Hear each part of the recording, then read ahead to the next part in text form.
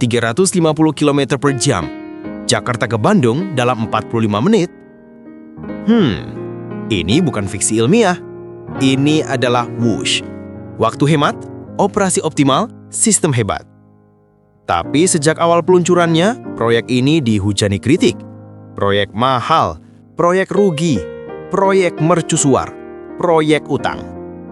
Hari ini, kita akan bedah tuntas. Kita akan buktikan mengapa para pengkritik itu gagal paham.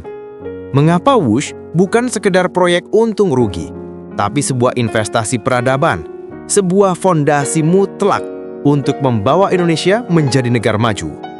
Ini bukan kajian biasa, ini adalah tentang visi. Pertama, mari kita luruskan paradigma. Para nyinyir berteriak, proyek ini bakal rugi. Mari kita tanya Jepang, apakah Shinkansen langsung untung di hari pertama? Tentu tidak. Mari kita tanya Perancis, apakah TGV dibangun untuk cari profit dari tiket? Tidak. Di Cina, Eropa, Jepang, dan negara maju lainnya, kereta cepat adalah infrastruktur strategis. Fungsinya sama seperti jalan tol, pelabuhan, atau jaringan internet. Tujuannya bukan untuk profit perusahaan keretanya, tapi untuk menopang kehidupan modern, untuk efisiensi nasional, untuk memangkas biaya logistik, menghemat waktu produktif miliaran jam, dan menciptakan koridor ekonomi baru. Jika kita masih pakai kacamata warung, menghitung untung rugi tiket harian, kita tidak akan pernah jadi negara maju. Negara maju berpikir jangka panjang. Dan itulah yang dilakukan pemerintahan Presiden Joko Widodo. Secara teknis, Whoosh adalah lompatan kuantum. Ini bukan kereta biasa. Kita bicara seri CR400AF, kecepatan operasional 350 km per jam, tercepat di Asia Tenggara. Kita bicara sistem persinyalan canggih, CTCS level 3. Kita bicara 13 terowongan menembus bukit dan 82 km terhasil layang atau elevated untuk mengatasi kontur tanah yang mustahil. Kereta cepat Whoosh selain membangun efisiensi nasional, menciptakan koridor ekonomi baru, juga untuk menopang kehidupan modern yang menuntut kecepatan, ketepatan, dan konektivitas. Whoosh adalah fondasi awal Indonesia dalam membangun jaringan infrastruktur yang setara dengan negara-negara maju di dunia. Dalam era modern, kemajuan suatu bangsa sering diukur dari kemampuannya mengadopsi dan mengimplementasikan teknologi tinggi dalam infrastruktur publiknya. Kereta cepat atau High Speed Rail atau HSR adalah salah satu penanda utama kemajuan tersebut. Banyak negara maju telah membuktikannya. Shinkansen di Jepang atau TGV di Perancis pada awalnya adalah proyek prestisius yang menelan biaya besar dan membutuhkan waktu puluhan tahun untuk mencapai atau bahkan mendekati titik impas operasional.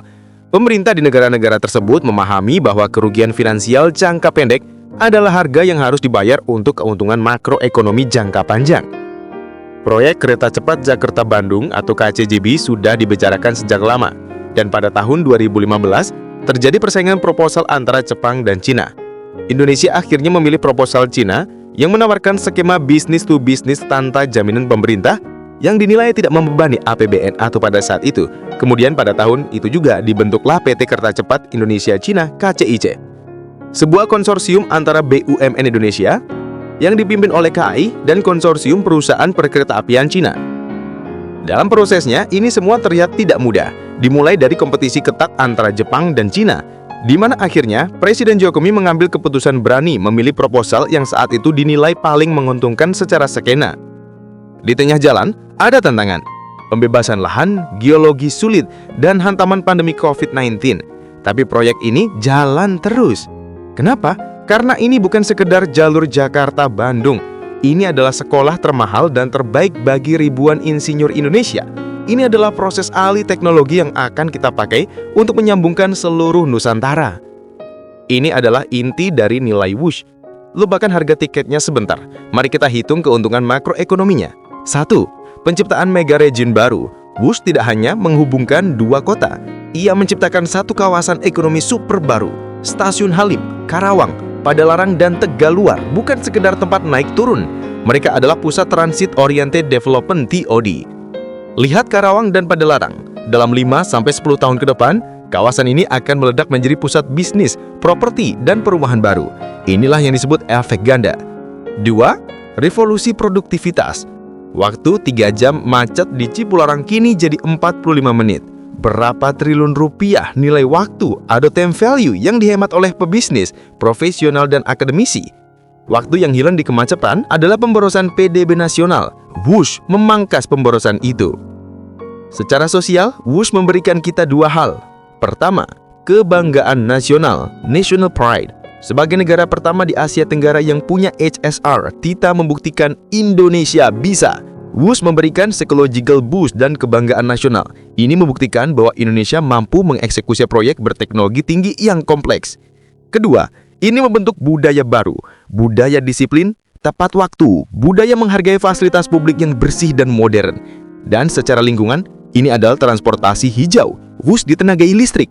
Satu rangkaian mengangkut 600 orang. Bandingkan jejak karbonnya dengan 600 mobil pribadi yang membakar bahan bakar fosil di jalan tol. Whoosh adalah jawaban kita untuk komitmen net zero emission.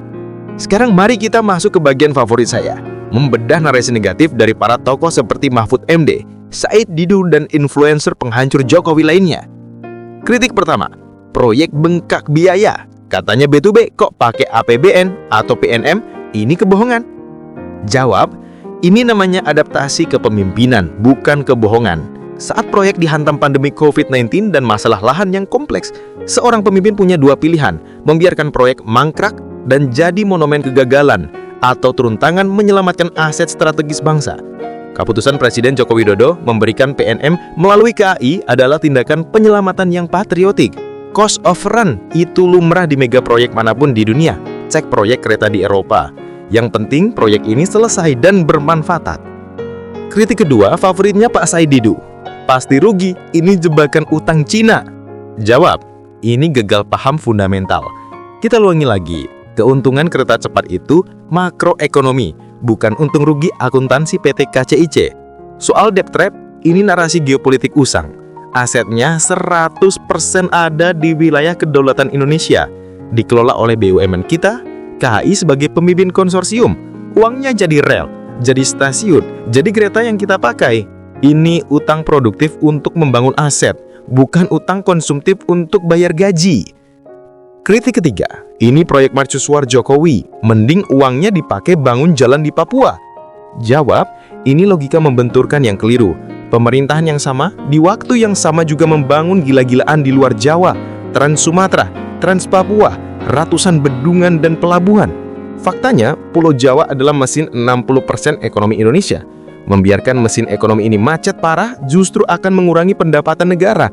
Melancarkan arteri utama di Jawa, Jakarta, Bandung adalah strategi untuk memperkuat pendanaan agar kita bisa membangun di Papua, di Sumatera, dan di seluruh Indonesia. Nyinyiran dan kritik pesimistis hari ini 10 atau 20 tahun lagi akan hilang di telan waktu. Sejarah akan mencatat hal lain. Sejarah akan mencatat bahwa di tengah keraguan, di tengah cemoohan, ada seorang pemimpin bernama Joko Widodo yang punya keberanian politik dan visi jauh ke depan. Visi untuk tidak hanya membangun yang penting jadi, tapi membangun yang terbaik. Whoosh adalah biaya sekolah kita untuk naik kelas. Whoosh adalah standar baru. Whoosh adalah fondasi. Ini bukan akhir. Ini adalah awal dari mimpi besar kita, menyatukan seluruh pulau Indonesia dengan transportasi modern, cepat, dan efisien. Mendukung Whoosh bukan sekedar mendukung kereta. Ini berarti kita mendukung efisiensi nasional. Kita mendukung keberanian melompat, dan kita mendukung visi besar Indonesia Emas 2045. Menurut kalian bagaimana dengan kereta cepat Whoosh ini? Menguntungkan atau merugikan Indonesia? Sampaikan pendapat kalian di kolom komentar di bawah ini. Jangan lupa like video ini, share ke teman-teman kalian, dan subscribe channel kita untuk kajian politik mendalam lainnya. Sampai jumpa di video berikutnya.